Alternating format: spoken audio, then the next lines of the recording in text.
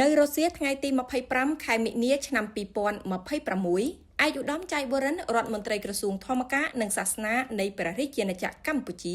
បានអញ្ជើញជួបសវនាការនិងពិភាក្សាការងារជាមួយឯកឧត្តមដាវងងសុករដ្ឋមន្ត្រីក្រសួងជនជាតិនិងសាសនានៅទីស្តីការក្រសួងជនជាតិនិងសាសនានៃសាធារណរដ្ឋសង្គមនិយមវៀតណាមនៅក្នុងកិច្ចប្រជុំនេះក៏មានការចូលរួមពីសំណាក់ថ្នាក់ដឹកនាំក្រសួងធម្មការនិងសាសនានិងឯកឧត្តមអ៊ីថុងអនុរដ្ឋមន្ត្រីនិងថ្នាក់ដឹកនាំព្រមទាំងមន្ត្រីមកពីអង្គភាពជាច្រើនរូបចំណុះក្រសួងជនជាតិនិងសាសនាផងដែរឯកឧត្តមចៃបូរិនរដ្ឋមន្ត្រីក្រសួងធម្មការនិងសាសនាបានសម្ដែងនៅសេចក្តីរីករាយ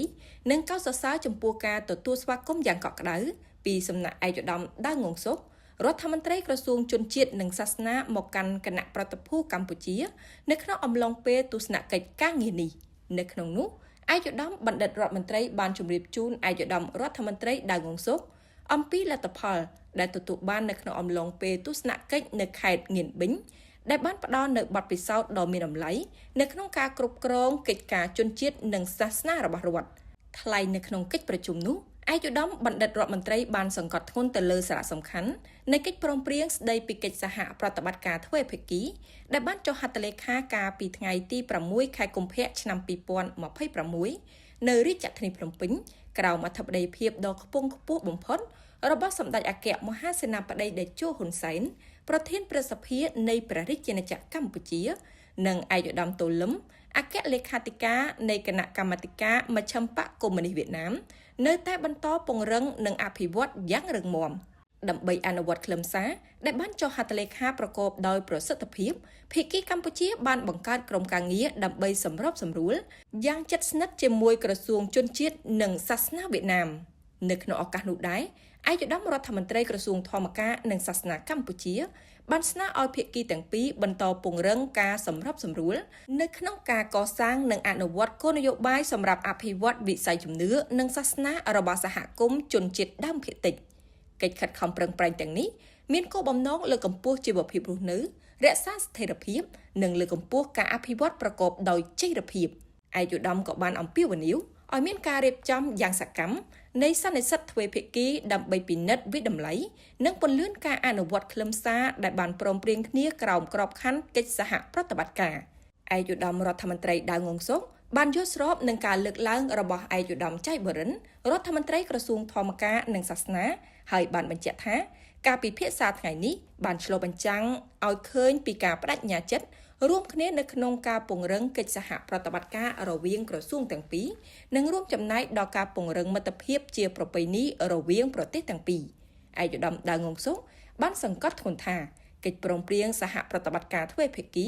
ដែលបានចុះហត្ថលេខានៅថ្ងៃទី6ខែកុម្ភៈឆ្នាំ